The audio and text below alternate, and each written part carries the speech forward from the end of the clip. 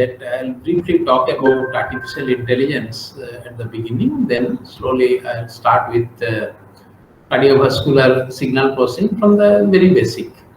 What I request all, you can say, participants, you can interrupt me at any point of time. Why? Because I don't know all of your background. I will not hesitate to go to the very basic, or I can discuss also at the idea level. Like those who are working in such fields, maybe idea level discussion may be fine, and they will get some idea, research ideas and all. But those who are new to this field, it will be nice to get some useful information at the basic level. So based on that, when I am talking, I don't know your background, all of your background. So it is better you interrupt me and we can continue discussion, so that at least it will not be boring, or you can say not be unuseful for all of us. So okay, now I will share my PPT. So I will switch off my video because the bandwidth can create problem. I'll share my PPT.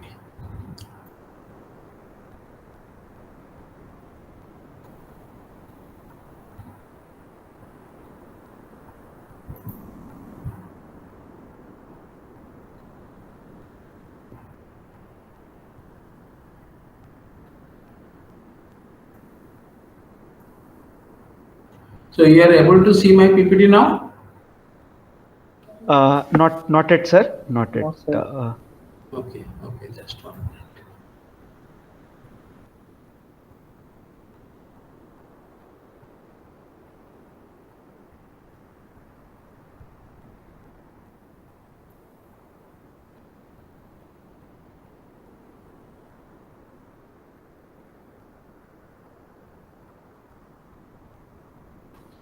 Yeah, it is appearing, sir. Now, yeah. I'll just switch on another device so that I can get the feedback. It is happening or not.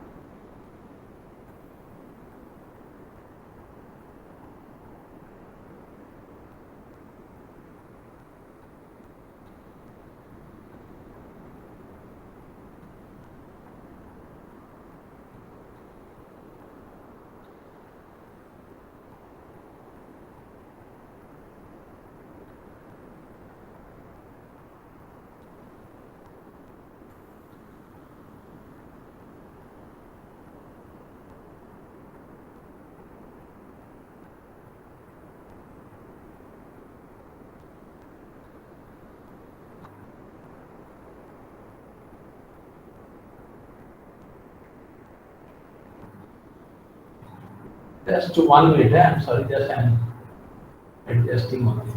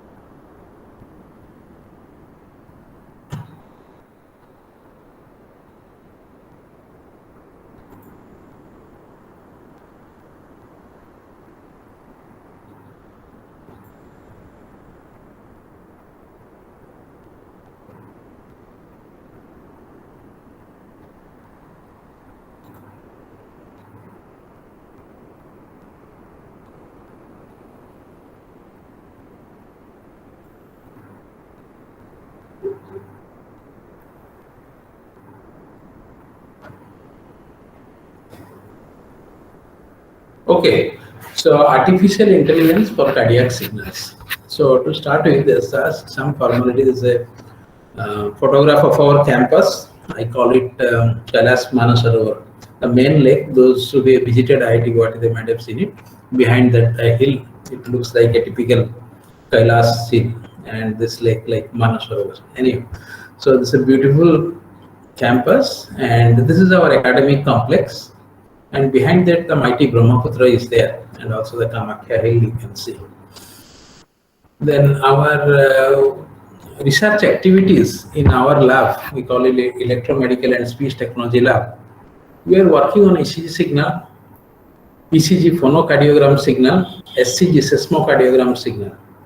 In speech processing area, of course, apart from various regular speech processing application areas like speech recognition, speaker recognition, also we are working on stress speech analysis, out of breath speech analysis. In the retinal image analysis, we are working on fundus image, then optical computed tomography image. And there are some of our lab photographs. So on the left side, they're recording the fundus image. This is a fundus camera, which is actually retinal image. And on the right side, this is optical computed tomography. Retina's computed tomography image is what they're recording.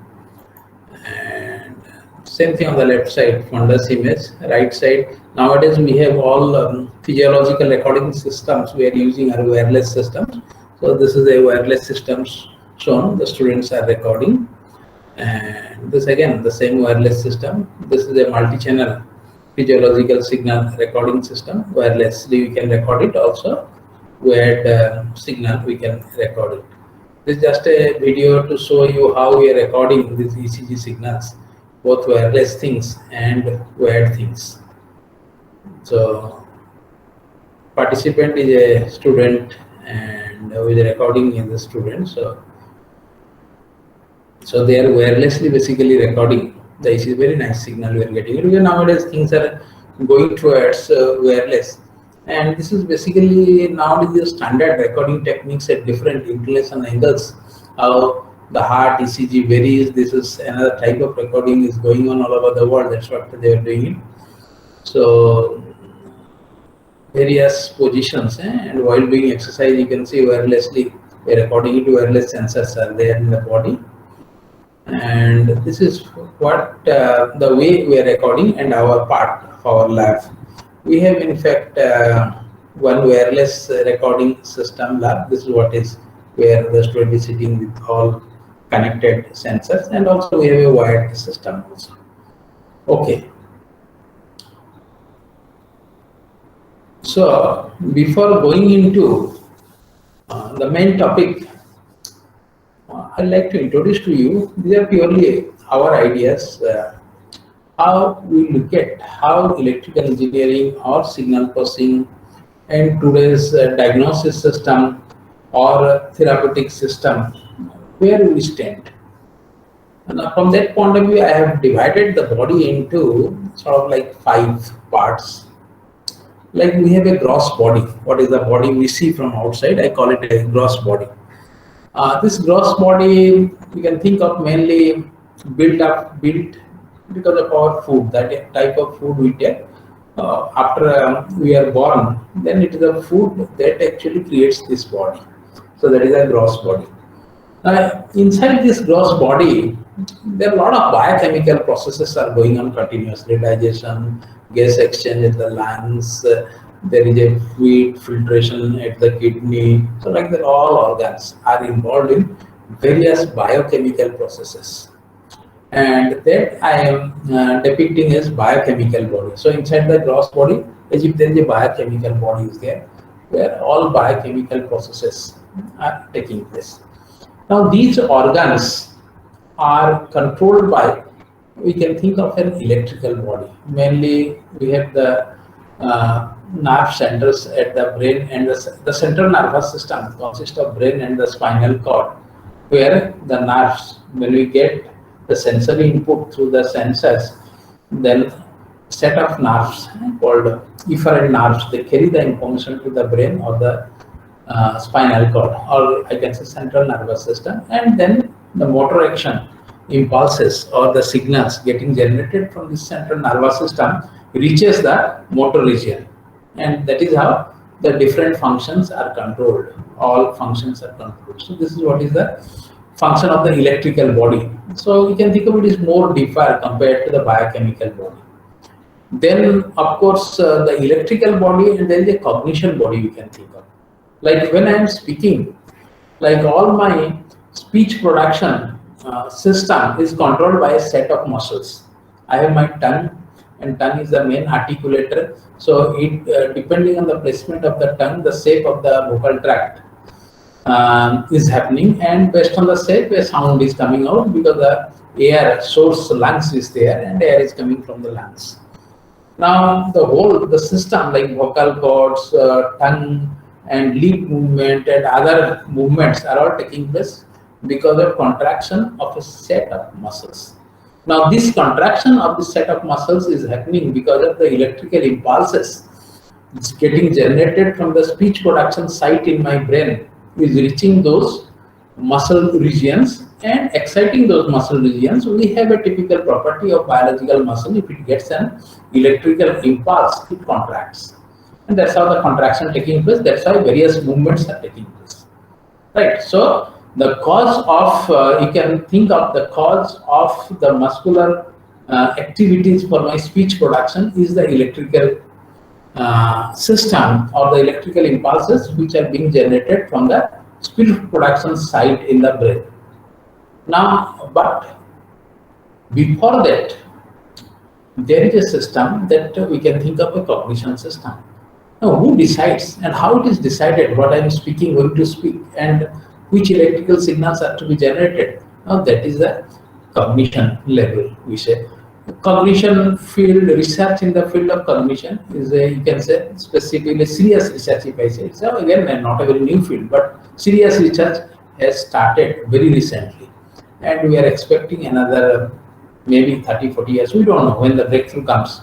So once we can understand this cognitive system, which we have not understood till now, then our diagnostic system or the therapeutic system will be more effective. And inside that there is a bliss body. Of course, this directly I have copied from the, you can say, Oriental spiritual knowledge, what they claim. Ultimately, there is a bliss body.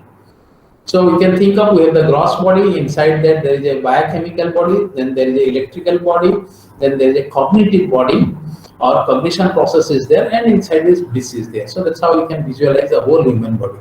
So our accordingly, our diagnostic system and the therapeutic system, so this is the gross body, I can say, consists of, or I can say the food sheet.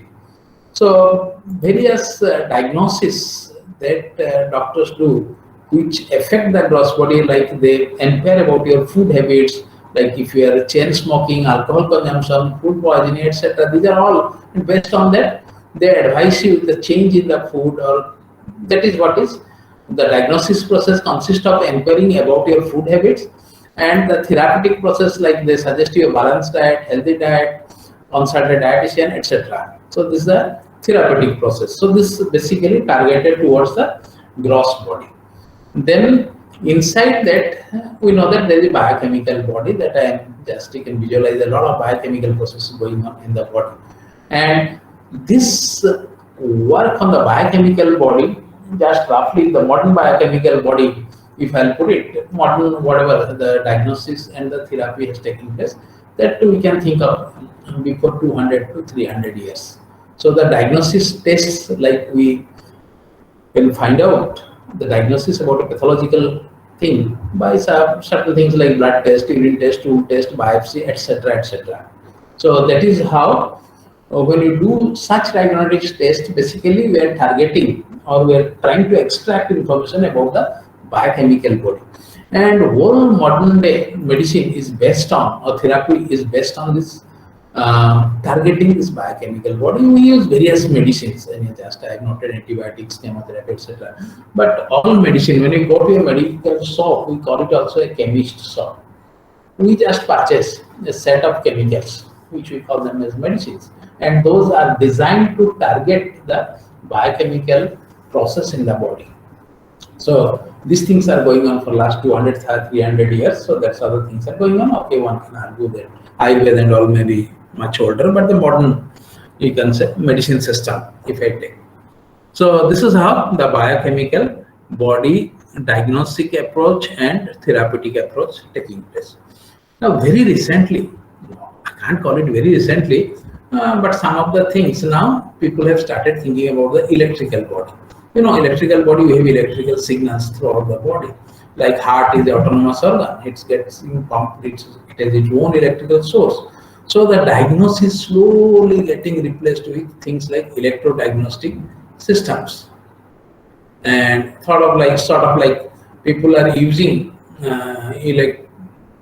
people are using electrocardiogram signal for diagnosis of the heart, right? Electroencephalogram to know about the brain, and then various imaging techniques. Then also things are like hybrid diagnostic systems, like when you go for nowadays this blood sugar test, like home apparatus as you keep. So those are nothing but I can say is a hybrid system where actually you with a minimal invasive process you may require just 1 drop of blood, you extract and put it to a you can say small device, digital device, which can show you your blood sugar. So hybrid system. So now in the last I can say 30 years time, slowly the biochemical based diagnostic system is slowly getting replaced with the electrodiagnostic systems.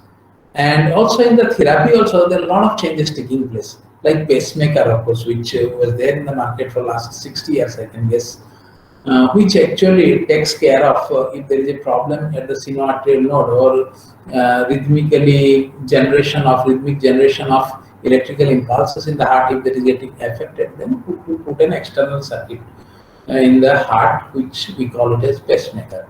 Similarly, nowadays, present day, deep brain stimulators are becoming popular. Like it is already in practice in India, especially in case of diseases like I know that in case of your things like Parkinson disease, they put a deep brain stimulator at the motor site in the brain, and that keeps activating the motor neurons, and that's how the Parkinson patient gets more relief compared to what relatively much more relief compared to what it used to happen with the chemical, or I can say biochemical based therapeutic approaches.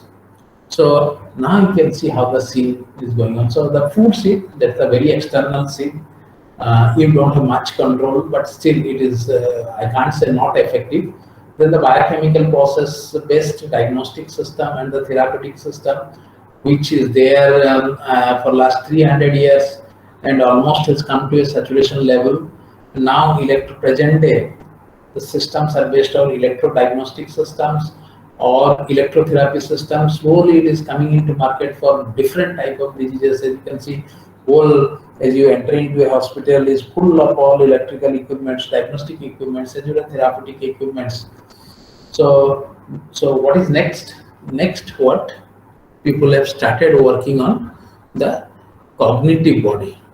The cognitive body. Research has started all over the world, various research centers like neuroscience research centers, where engineers, biologists are working together to understand this cognitive process. And you can guess that any diagnostic or therapeutic approach at the cognitive level will be much more permanent. So if you come from the food seed to biochemical process to electrical process, the diagnostics becomes more and more, you can say, accurate, as well as the therapeutic systems are becoming more and more reliable, you can say. Slowly, if we can reach up to this cognitive system based diagnosis or therapeutic, that will be much more, you can say, permanent. And of course, we don't know much about this bridge system. So this is how I look at the various systems of diagnosis and therapy, historically how it has evolved. Now, where this artificial intelligence comes into picture, and what type of artificial intelligence systems that we are looking at, right? So early days, artificial intelligence broadly we mean that it is the machine is going to work like a human brain, or the whole job of an expert will take decision making, especially the job of decision making by an expert will be carried out by a machine. Where actually various, suppose you can say, we put why we repair it, depending on the application. We don't have many specialists, so if the machine can help us, it will be good. And that's how the artificial intelligence tools have come into picture. So early days, like 1960s and 70s, this expert system based artificial intelligence became popular in healthcare area. So what are these things? This used to have a user interface, rules engine, knowledge base, and knowledge from an expert that gives input to the knowledge base. And that's how the expert system is designed. It's something like we have statements. If suppose corona disease diagnosis is taking place, then there are a set of rules. If those rules are satisfied, means if you have fever, if you have a cold, if you have a throat pain, whatever the corona symptoms, that I can put it as the rules, and these rules I am getting from the experts.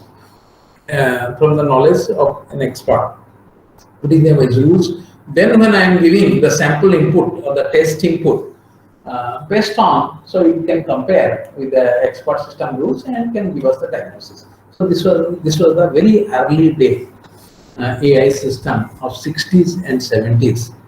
And so the user interface, it is an interface that helps a non-expert user to communicate with the expert system to find a solution. This is how the systems are designed. So another view, like a human expert is there, then knowledge engineers or knowledge base is created, then there is an inference engine is there, and inference is drawn. So the user here is not an expert. There is the whole idea of implementing or developing or designing artificial intelligence systems in healthcare. So you know that this is the reason, and this is how the expert system based AI things came into market in 70s. I can say more popular this became in 80s and 90s. So this inference engine is nothing but rules of the engine. So deterministic inference engine, the conclusions drawn from this type of inference engine are assumed to be true. It is based on facts and rules. So this is how the things were developed. But then what are the limitation of this type of, and there is a huge hype around this. Slowly people understood that the medical diagnosis is not a very deterministic process. Like it cannot be completely driven by the strict rules. When the doctor decides, looks into various parameters, and sort of he is taking a probabilistic decision. The way means in a non-deterministic way he is deciding the things. So that is how, even if with the same symptoms, with a slight variation of one parameter, or maybe a parameter which is not recorded as parameter like the history, the doctor can take a different decision, and that will be successful. Then following a completely strict deterministic way of deciding the things about the diagnosis. So that is what was the limitation people immediately understood. And so probabilistic inference engines came into picture. So this type of inference engine contains uncertainty in conclusion and based on the probability. So people try to incorporate into the rules the probabilistic, you can say, like each parameter contribution in a probabilistic sense into the expert system. So that's what people started doing. And so various systems became popular, like Dendral, of course, is an artificial intelligence system which was not basically used for healthcare, but is the first system. So it was an artificial intelligence project that was made as a chemical analysis expert system. It was used in organic chemistry to detect organic molecules. The first healthcare-based AI system was Mycin. It was one of the earliest backward chaining expert system that was designed to find the bacteria causing infections like bacteremia and meningitis.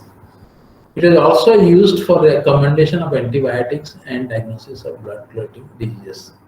Then Pixtest, like that, other few systems were developed. So the limitations. The response of the expert system may get wrong if the knowledge base contains wrong information. That is obvious. Like a human being, it cannot produce a creative output for different scenarios. Its maintenance and development costs very high. Knowledge acquisition for designing is much difficult. For each domain, we require a specific, you can say, system, which is one of the big limitations. Basically, specific domain means, like suppose for cancer diagnosis, I require a expert system, different expert system, then compared to suppose another coronary disease. So for each disease identification, I require different set of rules. I mean a different expert system, and that is what is the big limitation of this type of systems. It cannot learn from itself and hence requires manual updates. So in 1975 around, machine attaches probability-like numbers to the rules. That's how the probability-based rules evolved. So 1970s, probabilistic models of speech recognition, then 80s statistical machine translation system, then large-scale neural networks in 90s slowly started contributing towards development of AI for healthcare. Just another slide, I'll tell you how the things have happened. Whole signal processing, I can say speech processing is the father of signal processing, because speech processing had started much earlier. There is nothing like what signal processing. In fact, IEEE started speech processing, IEEE transaction on speech and audio processing. That was way back in late 50s, early 60s. But it started signal processing IEEE transaction in 90s. So you can say 30, 35 years gap. So you can think of there is no signal processing, it was only speech processing. So, and there are a lot of work like 60s, 70s, like synthesis, recognition, so all these things. And simultaneously at the same time in ECG signal processing, the main contribution comes, the whole adaptive signal processing is born out of ECG signal processing. There is what is Widrow's method that he attempted for separating the fetal ECG from the maternal ECG. That's how the path of, I can say, adaptive signal processing. And slowly by 80s, the statistical signal processing becomes popular. People understood that rule-based things cannot work. So, like statistical based information extraction and using them for various recognition or decision-making purpose started becoming more and more effective because of availability of large data sets, digital mode of storing data sets. So that started contributing. Then the communication with the machine, the advancement in the field of natural language processing or computational linguistic area started giving the strength to communicate more effectively with the machine than modern day machine learning, which are basically based on statistical based statistical approach based, you can say, decision making systems. And very recently, last 2 decades, the deep learning, which was the base, which is the extension of 1980s, 70s, 80s neural network, because of increase of computational facilities and storage facilities and availability of huge amount of data, people started experimenting on deep learning. And all these things have contributed to AI in healthcare. And present day AI stands somewhere like application. We are using this machine learning, various machine learning tools to develop the AI algorithms which are used in healthcare, or very recently, you can say, people already recently, last almost 1 decade, deep learning based AI system. This is how the things have come. So anything you ask me, so this is a very brief introduction I can say about AI and how things have happened or happening in the area of healthcare. So before going now into ECG, I would like that if you have any query, you can ask me.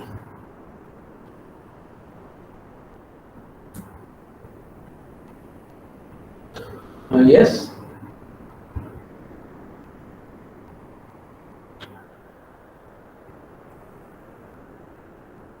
You have any query?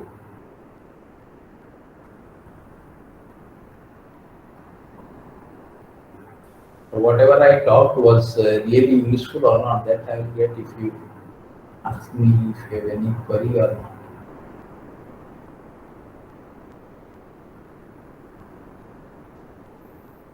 I think you can continue, sir.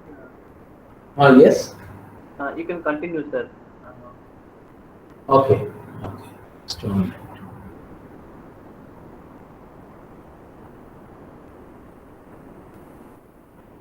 I see my name. Why it is coming Sujata Dandapur? Sujata is my wife's name.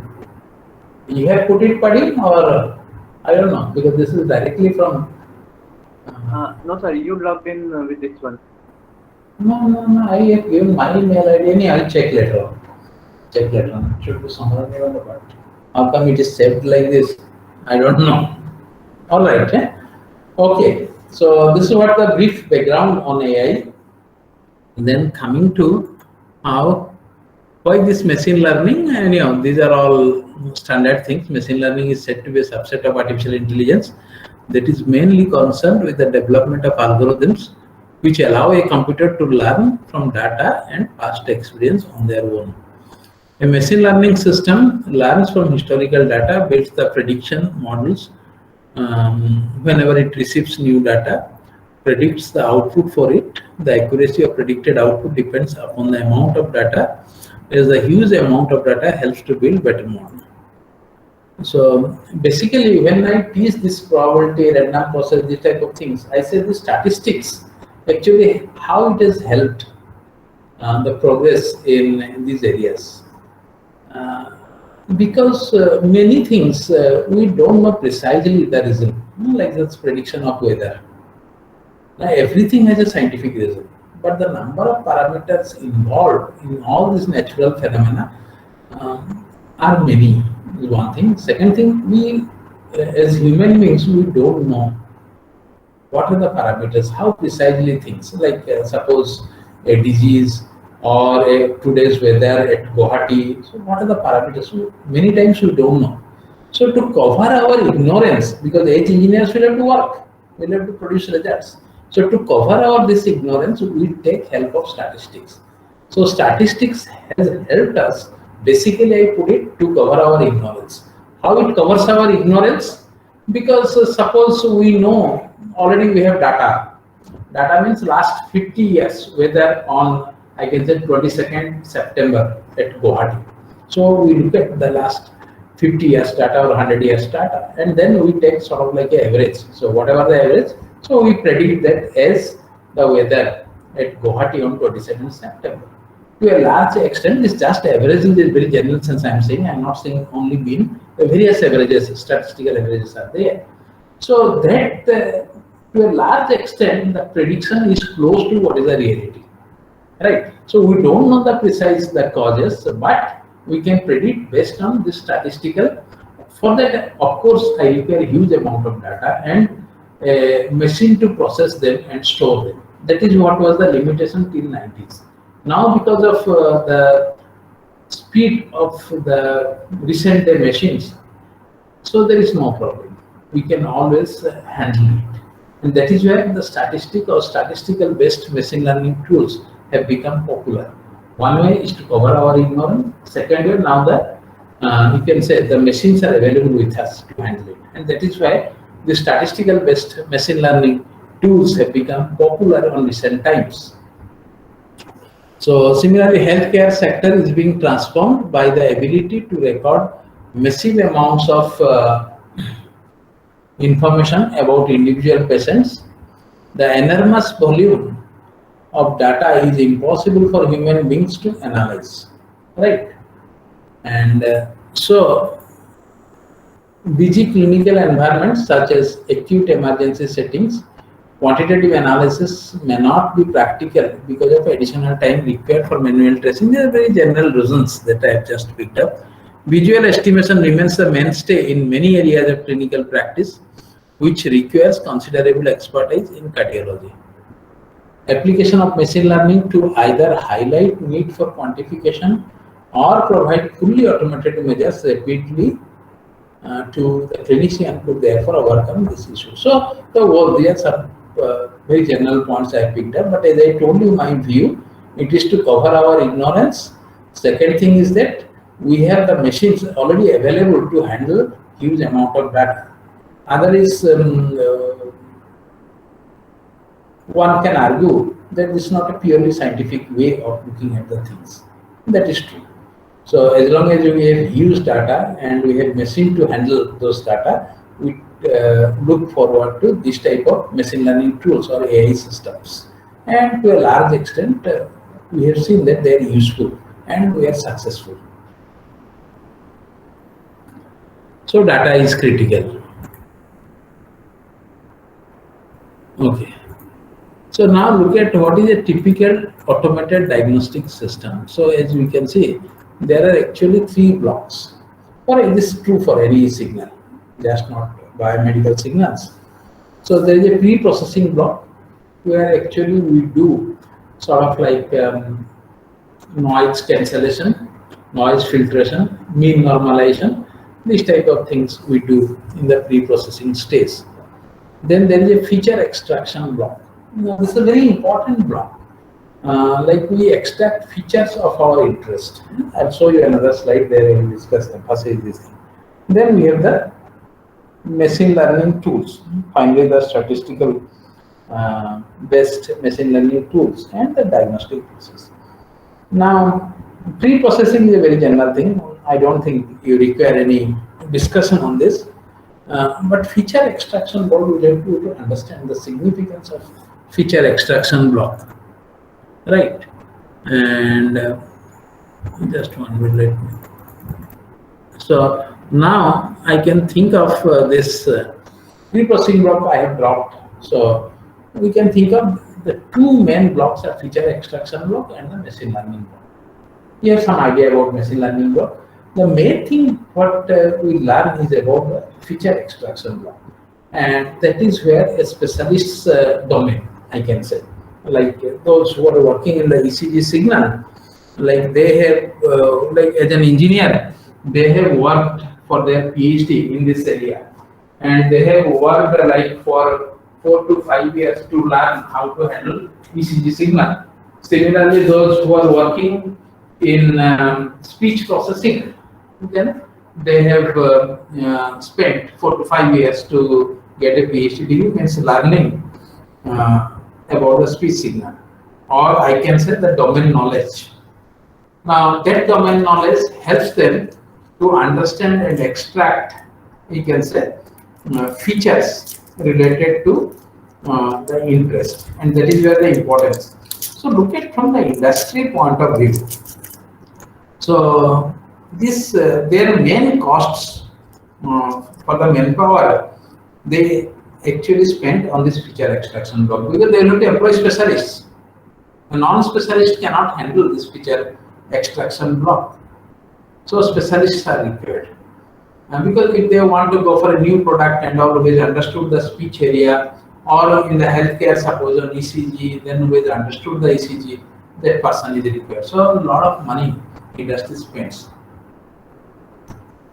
Suddenly, with the increase of computational power and availability of data, in the last 2 decades, people thought that people thought that can we get away from this feature extraction block? So okay, that I don't have. So what is meaning, if they can remove this feature extraction block, or they can do away with this feature extraction, then industry can save a lot of money. That's how the deep learning tools have started appearing with that promise. But we don't require feature extraction. We can give directly the signal samples to a classifier which is based on deep learning technique, and it can do our job. And people in fact have seen the success, especially in the area of image processing, and especially in the area of multimedia image processing, there is a good amount of success. They don't require this feature extraction block.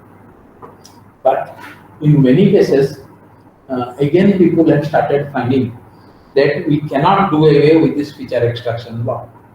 Like what is feature extraction? This next figure I am showing, this image. Now what are the different information present in this image? Like you can see there are some text information, right? There is a female photograph, there is the heroine's photograph, Katrina Kaif. There is a male photograph, there is Salman Khan's photograph, there is a gun, there is a background view. So these informations are all different information. Or from the information point of view, I'll say they have different characteristics. Now, when you are going to process this image, obviously, first thing is that what is your goal? What is your objective? Are you interested in the text information? Are you interested in the heroine? Or who is this male character's photograph? Or what is the background? I can say, depending on your interest, your first thing is that you are going to quantify or extract the information related to your interest. This is basically whatever your final goal. And those information we are going to feed to the machine learning block. That's how the feature extraction block works. And especially in case of signal, like speech signal, when I am talking now, so what are the information? Though it's a signal, this image example is easier to comprehend. But imagine when I am speaking, so the speech signal.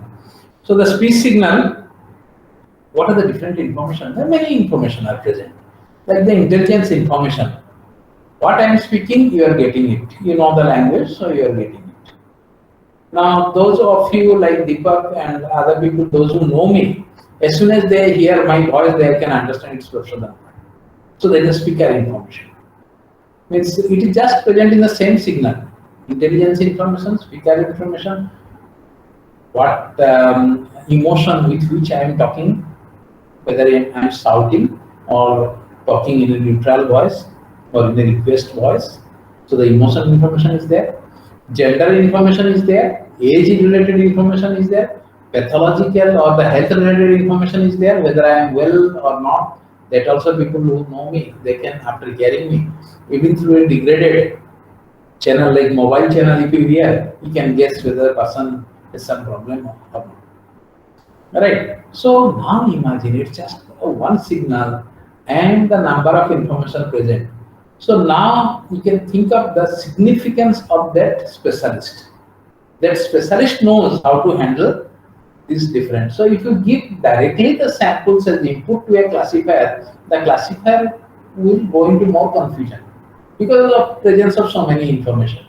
But if I can extract the information related to my interest, then it will be easier job for the classifier.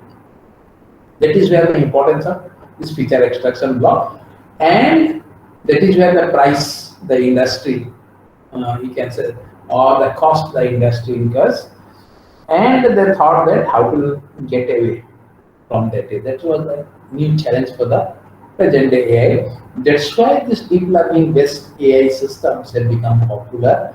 But again, people have started seeing the limitations. Anyhow, I'll come back to that again at the end. So now I'll go into the cardiac signal. So this is what very general, you can say, things at the idea level I discussed about how the AI system started, where it is now, why statistical based AI system, and why this present day deep learning based AI systems. Okay, anybody has any question? I would like 2-3 minutes break. Yes, I am available. You can ask me so that I'll get some rest. Because this online thing, you know that one is very good thing that I do not have to travel and I can speak. But there is a negative side is continuously I am speaking, so it is tiring also. You can ask me, that way I'll get some rest. If you have any question, otherwise I'll just 2 minutes break. I will take.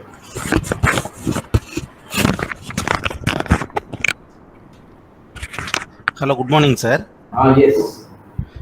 Sir, what is the difference between a heart sound and a lung sound, sir? Heart sound, we know that lap, dup, S1, S2 sound. Like that, we have lung sound also. So, is there any difference between these two categories of sound, heart sound and lung sound? What do you mean by like that also lung sound? So you are asking what is lung sound, right? Like that means like heart sound you are meaning? Yes, you used a word like that. So these are two different sounds. That's what you are asking? Yes, sir.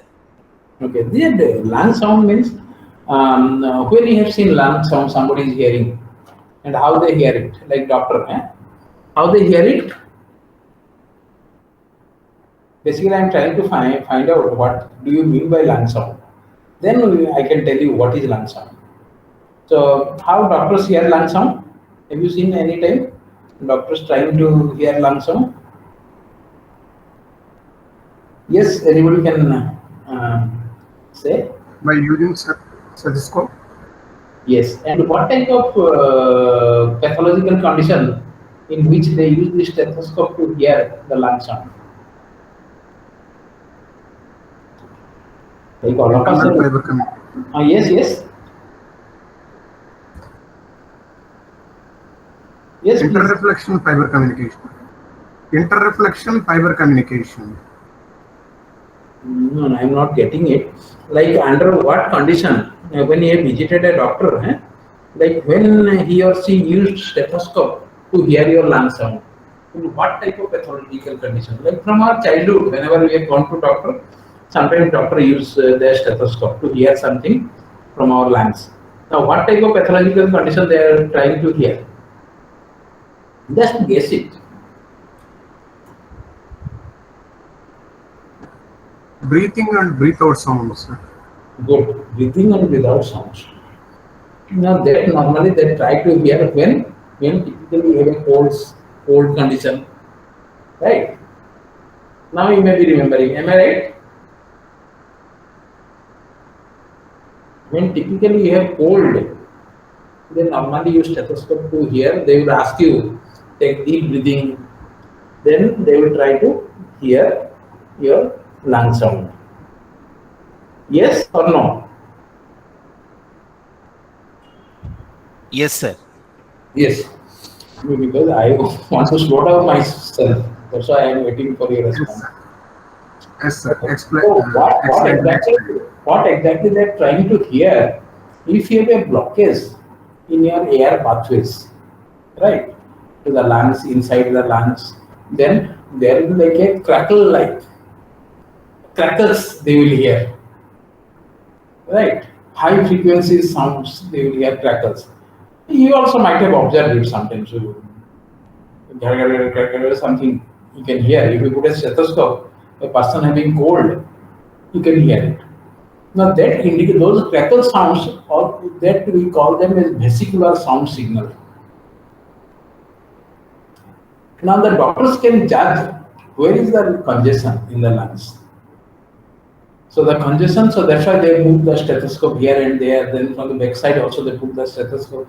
They try to hear it, and then from there they guess where is the congestion and what is the amount of congestion before suggesting the therapy. So this is, and the phonocardiogram signal, what is the heart sound signal, is nothing but that actually I'm going to talk about it.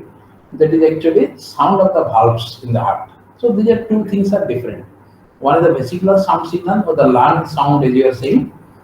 That is basically the crackles like sound that comes or appears when there are blockage of air pathways. And depending on which area the blockage, the severity doctors can guess accordingly, just go for therapeutic process. Is it clear? Yes, we'll ask. Please respond. Yes, sir. Yes, sir. Yes, sir. Good. Yes. Any Explain. other- Yes, sir. Thank you, sir. Thank you. Okay, thank you. Any other query? Okay, sir. Basically, through this discussion, as I told you, I'm taking an excuse to get some rest. So you can ask me anything you want to ask me regarding this, we can discuss.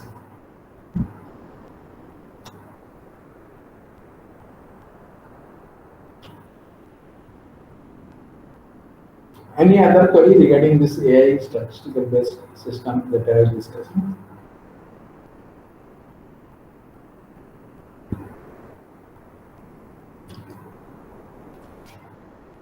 Sir, excuse me, sir.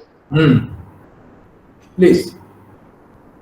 Sir, in which case PCG is used? In which case? PCG. Please repeat your question. No, I'm not getting it. Please repeat it again. Sir, in which diagnosis PCG is used? PCG. PCG. Phonocardiogram. Okay. Phonocardiogram. Okay, I'm going to discuss that thing. Okay, I'll start now. I'm going to discuss those things.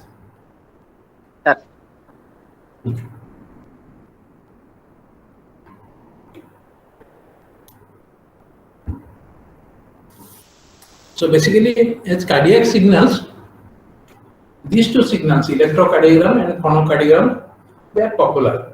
Nowadays, seismocardiogram is another signal also getting popularity. So for the timing, we'll confine our discussion on electrocardiogram and phonocardiogram. So before that, just a bit of anatomy and physiology. Heart is located in the thoracic cavity between the lungs in the mid-ST.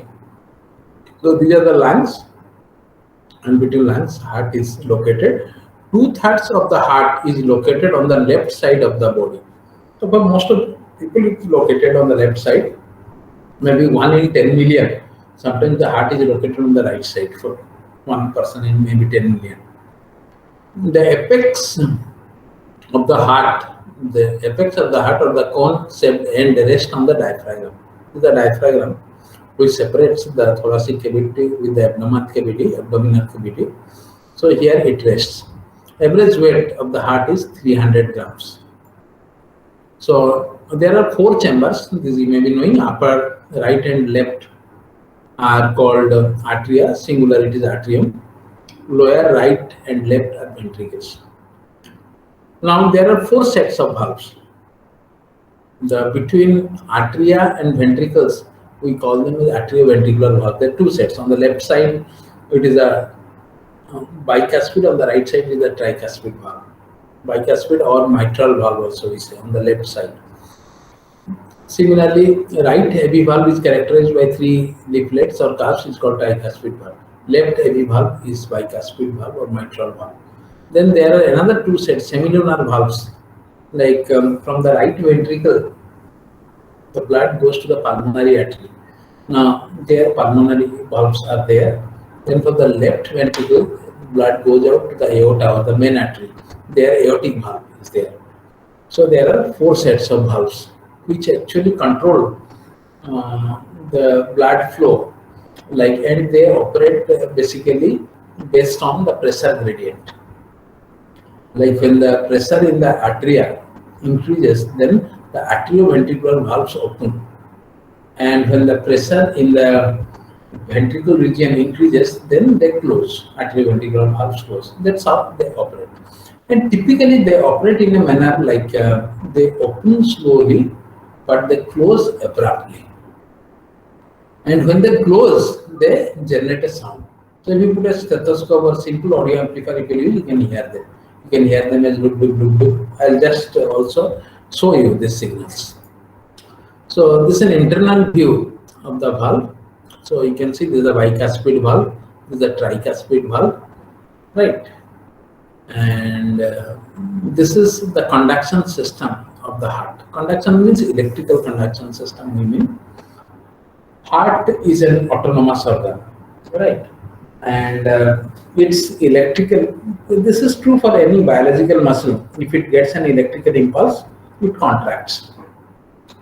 Like all our muscular activities are happening because of electrical signals reaching the site of the muscle. So that's why the contraction, that's why all motor actions are taking place. Now, heart being an autonomous organ, its electrical generator is present in itself. So that is called the sinoatrial node. Here, on the top of the right atrium, there is a strip of muscle that is called sinoatrial node. There, the pacemaker of the natural pacemaker of the heart is there. Like when we are in mother's womb, like 5th to 8th week of pregnancy, the heart starts functioning. Then people say that the body, 5th to 6th, 8th week, there is no body. First, the heart starts functioning. And this signal is generated here that follows a specialized path or a particular path. Like from here it comes to AV node, here AV node. Then from AV node it goes to bundle of His. Then the left bundle of His, right bundle of His reaches the apex. Then it spreads to the ventricular muscles. So the conduction path. So why this specialized path? Because we know that the upper 2 chambers need to first contract. before the lower two chambers contract, there's a coordinated activity, this contraction coordinated activity. Now for this coordinated activity to happen, then this electrical signals, you can say reaching the different parts of the heart has to be a coordinated thing. And that's why it follows a specialized path. So it starts at the sinoatrial node, then it reaches the atrioventricular node, then atrioventricular bundle of each, then conduction myofibers or Purkinje fibers to spread through the ventricles. So this is just another diagram. Like it starts from here, reaches the AV node, then from AV node to bundle of each, then left bundle of each, then the right bundle of each, then these are the Purkinje fibers, small branches through which it reaches, the impulses reaches the various parts of the ventricles. Now, as soon as it reaches a part, that part undergoes contraction. And this is typical, you can say, the delays, like it gets generated sinoatrial node, that's why it's 0, 0, it reaches AV node in 30 milliseconds, then from AV node to bundle of each, another 130 milliseconds, that's why 0.16 second, then in another 10 milliseconds it reaches the apex of the heart, then it spreads to different, you can say, ventricular muscles. So this is how you can see the delays happen, because you know that the average heart beats at 72 beats per minute. If it would be 60 beats per minute, then it would be 1 beat per second. So 72 beats per minute means we have a typical average cycle of this heartbeat is 800 millisecond. So in 800 millisecond, the like one cycle is happening, and this electrical signal we record. If you record like across the heart, then we record it as an ECG signal. So electrocardiogram is a recording of the electrical activity of the heart, and this was proposed by, or this was standardized rather, by Einthoven in 1903. So you can see how old is the signal, and he won Nobel Prize for this in 1924. And heart being a very important organ, then it actually, there are a lot of research advancements have happened, because you know that heart is the, like it's like in a film, like the Shah Rukh Khan. His role is over, film is over, right? Heart stops functioning, our role on this earth is over. So that is like he is the main actor, he is the star. That is why the importance. But I always say that director is somebody else. Director is the lungs. That's why all Indian exercises, yogic methods, everything were targeted towards lungs, not heart. These all Western exercises are targeted towards this cardiovascular system, cardiovascular exercises. Of course, I'm not demeaning them. They are also required. But Indian, Oriental exercises, everything, all these breathing techniques, all other techniques, that are all targeted towards lung. That's why I call lung is more important, and that we have understood very recently with this corona. Lung corrupt, if some problem happens, then nobody can sell. So that's why I put lung as the director, heart as the Shah Rukh Khan, the main actor, and that's how things go. Anyhow, so if you record the ECG signal, there are three main components you can see. First thing is that the cycle is 800 milliseconds if for an average heartbeat, and out of which 400 millisecond is silent, electrically silent. So this is the electrical signal directly we are recording. So there are major three waveforms. One is the P wave, the small wave, and there is a QRS complex, high amplitude waveform, and there is a T wave. This P wave is we record when the depolarization or the electrical signal is spreading at the atria or the upper two chambers, the muscles of upper two chambers. The QRS complex we record when it spreads in the lower two muscles, and T wave when it actually recedes from the lower two muscles, we say repolarization of the ventricles, then we record T wave. This QRS complex is very large compared to P wave because ventricular muscle is much higher compared to the upper two chambers or atrial muscle. That's why it is recorded as a very high amplitude signal. So just I have a video I have downloaded, I'll show you. An electrocardiogram, or ECG. Just 1 minute.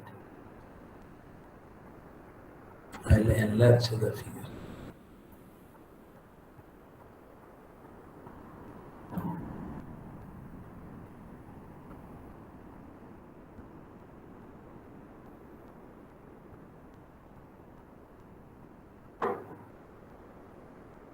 An electrocardiogram, or ECG, is a quick, painless test to see the activity of the heart.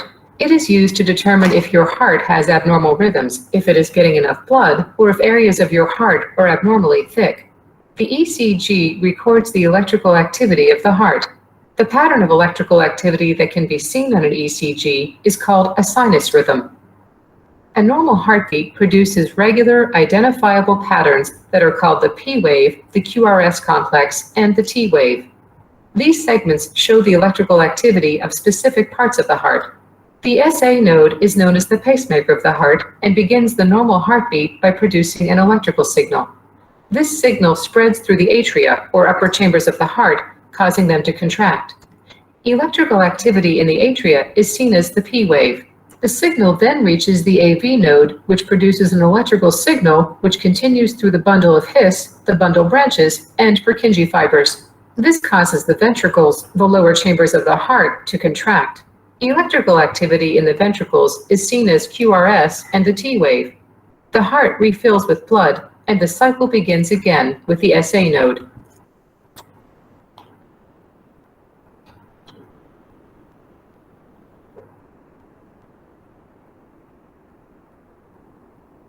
I think those who are hearing first time ECG signal, they might have got some idea. But still, for the new people, I am again playing it. And look at how the electrical signal getting generated from atria spreads, and simultaneously as you are recording, what you are recording is this ECG. Okay, I'll play it again. An electrocardiogram, or ECG, is a quick, painless test to see the activity of the heart. It is used to determine if your heart has abnormal rhythms, if it is getting enough blood, or if areas of your heart are abnormally thick. The ECG records the electrical activity of the heart. The pattern of electrical activity that can be seen on an ECG is called a sinus rhythm. A normal heartbeat produces regular, identifiable patterns that are called the P wave, the QRS complex, and the T wave.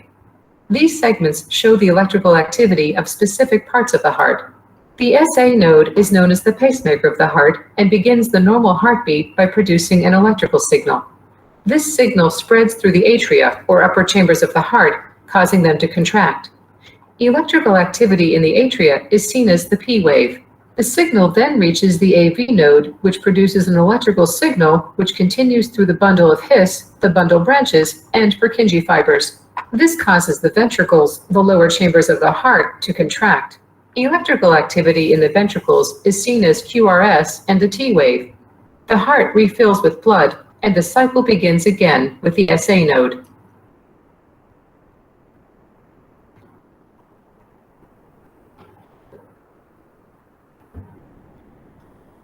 Okay, so ECG signal is an electrical signal basically. So bioelectric origin we call it. Causes the contraction of cardiac muscles. Typical bandwidth is 0.5 hours to 60 hours. And the diagnostic parameters which cardiologists use are like PR interval, QT interval, P wave amplitude, T wave amplitude, KRS complex, and some waveset parameter like ST, segment, slope are people use. So when a cardiologist look at this signal, they try to measure these things, and looking at the signal and that this type of parameters, they diagnose. Similarly, at the heart sound, which is basically we hear the sounds because of the closure of the valves. Valves open slowly but close abruptly. There are two sets of valves. One set of valve is the atrioventricular valve, another set of valve is the semilunar valves. So you can hear the sound something like this.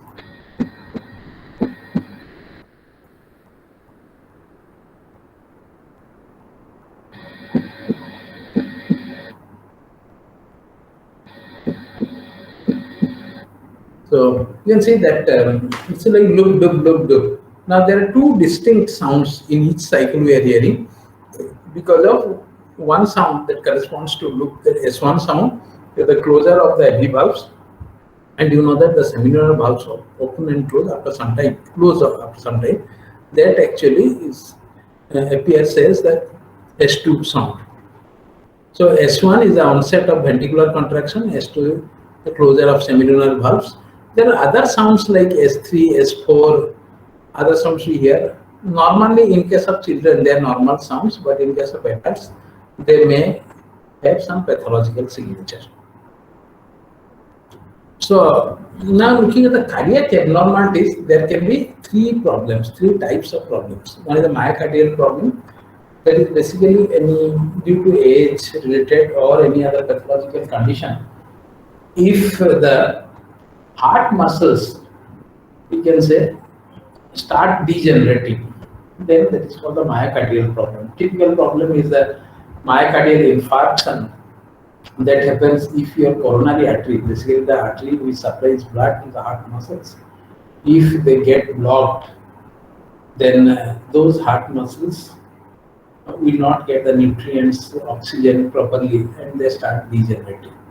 So that is like a myocardial problem. Then the electrical conduction problem. Now we also discussed there is a particular path through which the electrical signal being generated at the sinoatrial node reaches different parts of the heart. Right.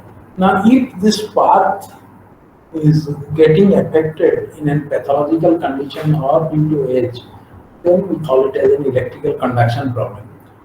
Then the third problem appears due to the valves. If these valves are not opening or closing properly, we say it is a valvular problem. So the origin of cardiac problem can be one of the three problems. And all these things we can get from the two signals, that is the electrocardiogram signature from these two signals. One is the AC signal and another is the phonocardiogram signal or the heart sound signal. We record this as the 12-channel signal. The whole purpose of recording 12-channel signal is like looking at the heart from different angles, or that can give us the spatial information about the heart. That's why 12-channel recording is the standard recording. Quickly, I think time is getting over, so I will not go detail into it. And the 12-channel signal looks like this. And as this, like you can imagine, as if from different angles we are recording them. And so all the temporal information, time information are same. Because we are recording from different angles, it is expected that the waveshapes will be different. And this gives us the idea that because they look similar, so we can use, we can easily compress them. Also from cycle to cycle, you can see the similarity. That idea also gives us that a lot of redundancy is there. We can compress them easily. So the compression of ECG signal, people thought basically there is a intra-bit redundancy, there is a inter-bit redundancy, as I was telling you, there is inter-lead redundancy. These people have exploited. Now this, if you go to a filter bank approach, then the redundancy gets emphasized, like this is a wavelet based approach. So you can see the signals look, the lead 1 signal, AVR signal, lead 6 signal, chest lead 6 signal. So the signals you can see, as you see at this level, there is some difference. But if you take subbed based decomposition, then you can see they're almost similar. The signals look almost similar. So this is what people exploit for various applications, not only for compression but also for recognition purpose. Now this is what is myocardial infarction condition, as I was telling you. The signature appears as a elevated T wave or a inverted T wave or ST segment elevation. So this is how the signature appears, like ST segment elevation T wave. So this is what people try to capture, and they appear in various types of MI also there. Anterior MI means front side MI that appears in chest leads, V1 to V6. Lateral MI appears in lead 1, then augmented lead, then V5, V6, then inferior MI, then posterior MI. Basically, these appear in different lead signals. And this is what exactly people use. So ECG data the feature extraction then gives input to the machine learning tools. Okay, I'll not discuss it. These are the very detailed methods which I'll not go through it. Then reset, what happens? The neural network based method. So this is just one method where we have actually attempted with the database the detection of myocardial infarction. So various classifiers, SVM, KNN, decision tree, logistic regression. Then CNN. CNN, you can say the neural network based. You can see suddenly when you are using CNN, the classification result has gone up very high. And that is what is very encouraging compared to other machine learning based recognition methods. Anyway, these are again, I'm not going to it now. So, looking at that result, what people thought,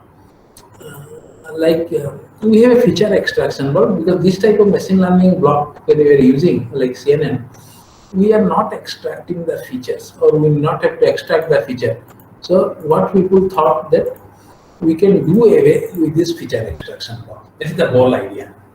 Then, as earlier I have emphasized and discussed, a lot of saving in terms of cost, and that is what people thought. But then, what is the problem? So these are different types of neural network our students have used. I'll not go into it because time is less. I'll not go into it. If you want specific, you can look at our papers or you can ask me. But what is the problem?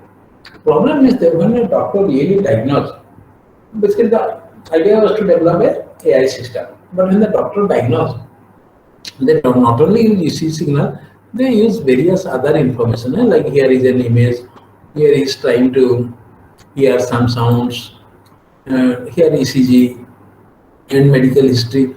All these information doctor take together and implement. So our AI system also should be like this. So it's sort of like the input to the AI system should be like a multimodal system where not only signal but also maybe history means the text-based information or image-based information all together should go as input to AI system, and the diagnostic can happen. And that is what is the present challenge. Now, as soon as you come to this, then directly, so you can see that the AI-based cardiac diagnosis require ECG, history, lab test reports, all these things require. So then, without that feature extraction block, it is almost, you can say, it is not possible. So anyhow, so these are the challenges. We don't know whether a future deep learning based method which can handle, of course people are suggesting for multimodal based deep learning tools are coming up and a lot of research is going on. But at least the present scenario, I say that we are also trying to experiment it out. But I say that this does not exist. And these are the challenges, how to incorporate different types of data to build a automated diagnostic system. Okay. Now, next I have got a beautiful video recorded by my student of our campus. I'll show you this video and I'll end. Then I'll take questions.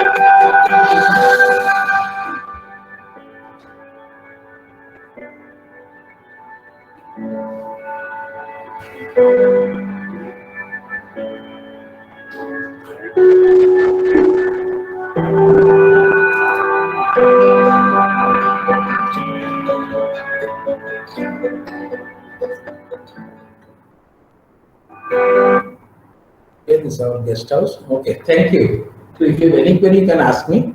I just very briefly, or you can say, I covered the things. So anyhow, if you have any query, you can ask me. I think I have 10 minutes left.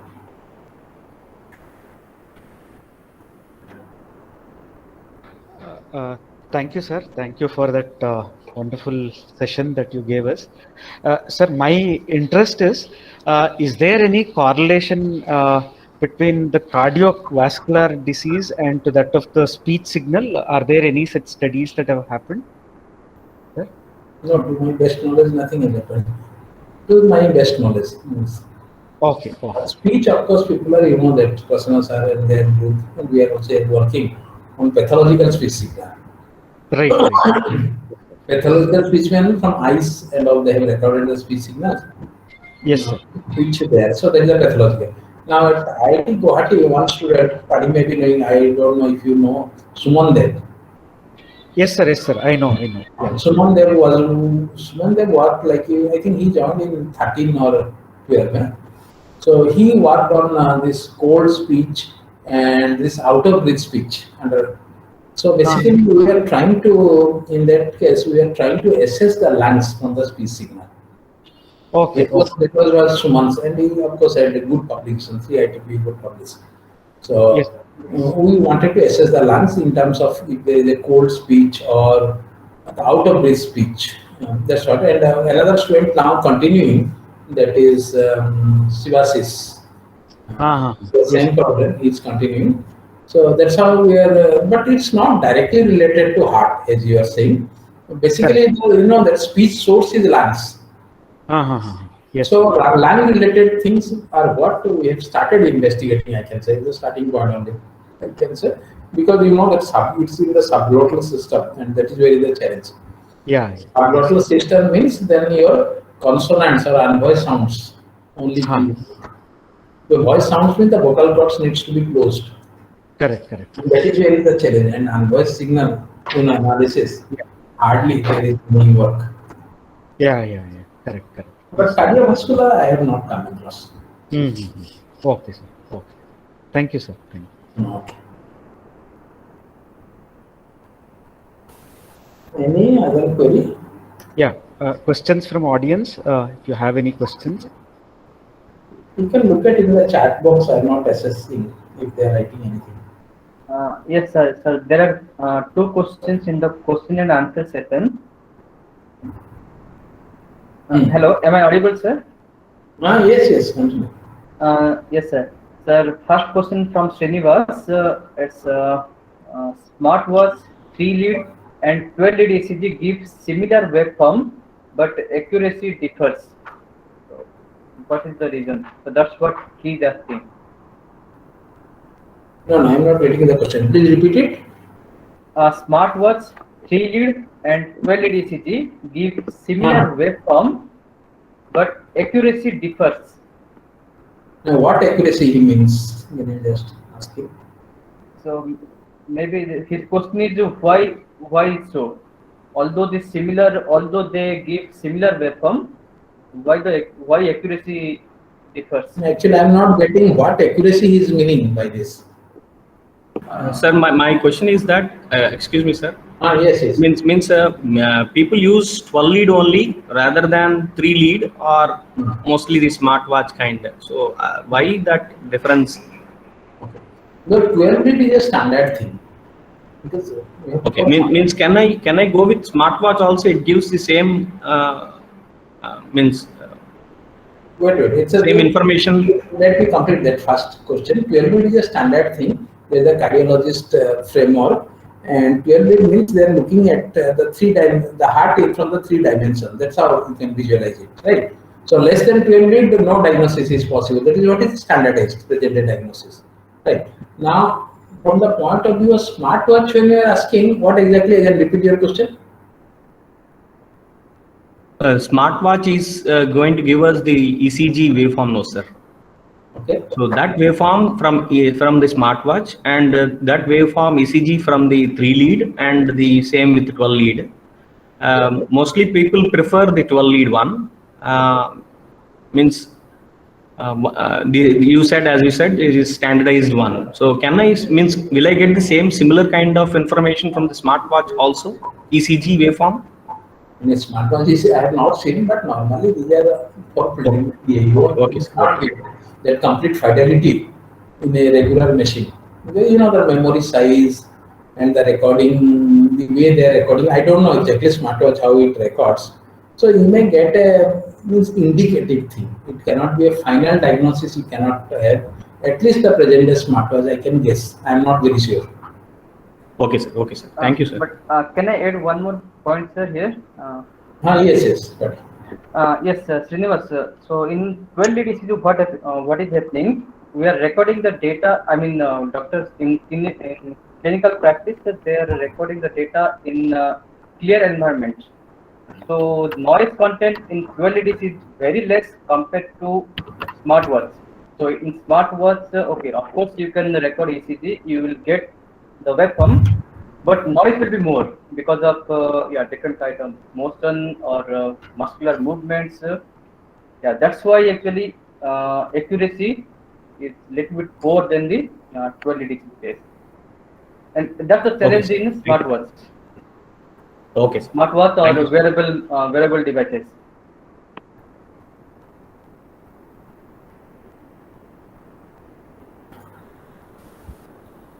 okay, any other query? Sir, there is another question. Hmm. In speech processing, does feature extraction is required even though we are using DNN, which can extract features automatically? Or is there any benefit of having DNN along with feature extraction? Along with feature extraction is required, right? Yes, which people have experienced to the best of my knowledge. People tried without feature extraction, but the system held. In images, people have seen this works fine. In some of the signals, it works fine. But in speech, directly giving speech samples as input to DNN, the performance is poor. That's what we have also observed, and I have also heard. We are working on it. So speech signal, the feature extraction block again has come back because the performance was not improving without feature extraction block. And I assigned the reason as I was telling you, because maybe because of this reason. We're not very sure. Sir, how PCG and ECG is related, sir? With PCG, PCG and ECG. ECG is a sound signal. What you are hearing, you can put a stethoscope, you can hear your heart sound. Yes. The sound signal. ECG is a purely electrical signal in the body. That's where, of course, that's a ionic signal converted to electronic signal, but that's an electrical signal. That's what is the difference. This is the sound produced because of the closure of the valves, which you can hear. You can put a stethoscope and hear. But ECG is an electrical signal.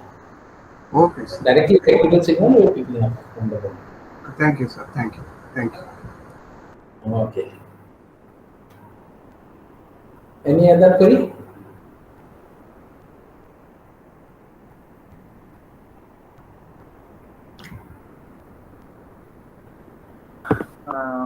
But sir, there is a tremendous transformation of our labs, EMST lab, sir. So I saw the video. No, that is not the EMST lab. That is a wireless lab we have created in the new research building. Oh, okay. The old lab is still like that. This is where we have put all wireless equipments in the R&D block. Actually, we have a 10-floor R&D building now, which you might have seen started construction in your time. Now it is Yes, complete. sir. Oh. So there, this lab exists. This is not conventional. EMST is there, but this is another one. Okay, so that building is just specifically for research purpose. Yes. Only for research labs. Okay, any other query? Otherwise, we will finish. It's already 11. Hello, Okay. good morning, sir. Yes. Sir, any vendor details, sir? So if we want to purchase any PCG or equipment, reasonable accuracy, if we want to do it for laboratory purpose, any kind of vendor detail, will it be possible, sir? If it is not possible to reveal, then okay. But No, revealing there is no problem, but nowadays these are open things. Will it be available in your web link, sir? Website? Yes, website, everywhere you can search, you can get it. The more money you spend, the better equipment you will get. So it's like that. You know, Sure. the more precision equipment, the cost will be more. It is like that. So, the local people now, you are from which place? Coimbatore. Coimbatore, you can consult with this IIT, Paddy, and these people are there, and everywhere people are there. We can help you or give you suggestions. But the information you can get nowadays because of internet, and depending on how much money you want to spend, the precision and other thing will depend, and it depends also on what is your target, what type of recording you want. Based on that, you have to spend money. Information is there in internet itself. Thank you, sir. Thank you. Right. Okay. Okay, then thank you all for a very patient hearing. Thank you, sir. Thank you so much. It was a really nice session. People who would like to take up this as a research topic, a lot of information has gone in, so that like hopefully one or two would take up in this domain as well. Thank you, sir. Thank you. Okay. Okay. Thanks everybody. Okay, I am leaving then.